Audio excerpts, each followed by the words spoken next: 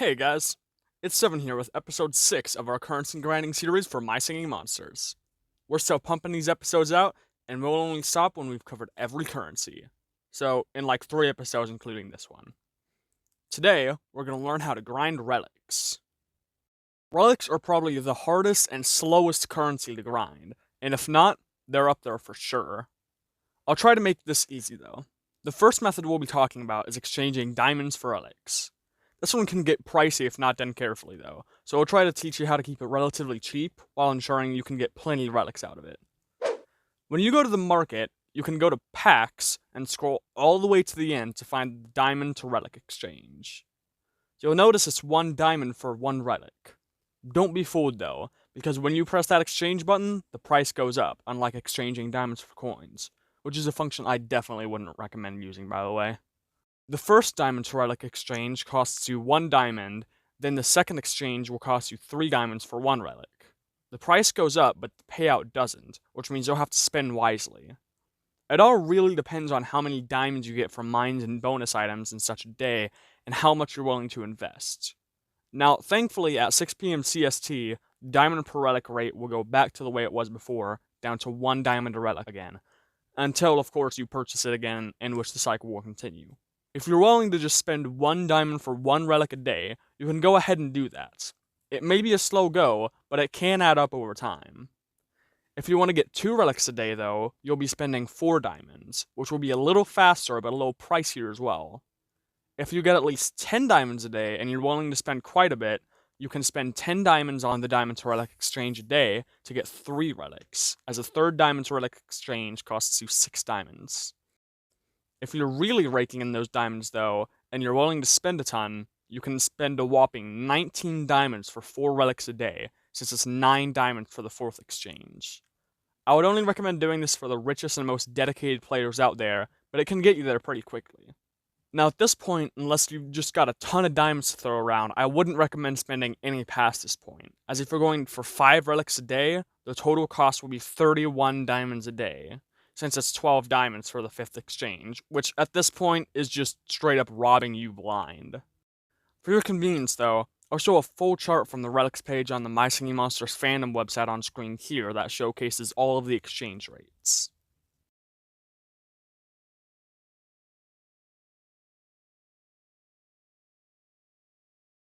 If you want to learn how to get diamonds to fund this sort of thing, I'll link my video on how to get tons of diamonds on the top left here. Alright, so the second method we'll be talking about is bonus items. I've mentioned this method in many other videos because they produce a variety of currencies, including relics, which is what we're talking about today. Only monsters over level 15 can produce bonus items. At level 16, a monster has roughly a 0.40% chance to find 3 relics, which isn't much, but if you level it up to level 20, it increases a little to about 1.53%. It's still not much, but if you have every monster leveled up past level 15, your chances will significantly increase. The third method we'll talk about is one of the most consistent methods, although it can be a little slow. This method is collecting relics from Amber Island.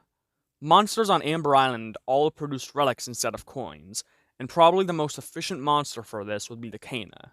It's cheap, it's quicker than the other monsters, it only takes up 1 bed, and it's also easily farmable. I believe a Kana fully leveled up to level 20 has a max relic cap of 2 relics, and it takes half a month to get there, which sounds insanely long, but the other monsters can take even longer to reach their max. All of the other monsters have a higher relic cap, but don't be fooled, because if you're looking for a full relic farm, the Kana is the way to go. Like I said, it's cheaper, faster, and it also gets you the most relics per bed, which makes for the most efficient farm. If you get a full-fledged Kana farm, which actually isn't super hard if you really go for it, you can guarantee yourself a ton of relics. There are some smaller methods you can utilize to get more relics too though, like simply logging in every day to collect them as daily rewards. On day 2, you get 2 relics, you get 4 on day 4, and you get 8 on day 8. Now, I know keeping up appearances like that can be hard, as sometimes we have other things we need to be doing, but you don't even need to play the game daily.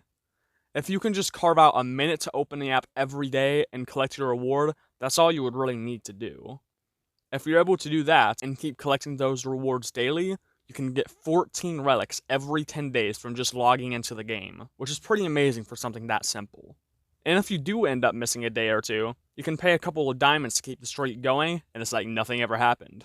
You can also spin the spin wheel, because there are 2 slices that can give you 3 relics, and if you're lucky enough to get the chest, you can get 10, 20, or even 30 relics. You just hop on a spin wheel every day, get your free spin in, and watch an ad for an additional spin, which you should always do, by the way, and maybe you'll get a couple relics out of it. You can also complete some goals that award relics and reach higher tiers in the Coliseum to get rewarded some, but that's really about it for the methods. I might have missed a couple small ones, but I believe I covered the most important methods to get you the most relics. I hope this video helps, and if it does, maybe consider leaving a like or perhaps a comment telling me what you think. And if you want to see more helpful tips like this, you should go ahead and subscribe, because I don't plan to stop making these anytime soon. Thank you so much for watching, and I hope I'll see you in the next one. Goodbye.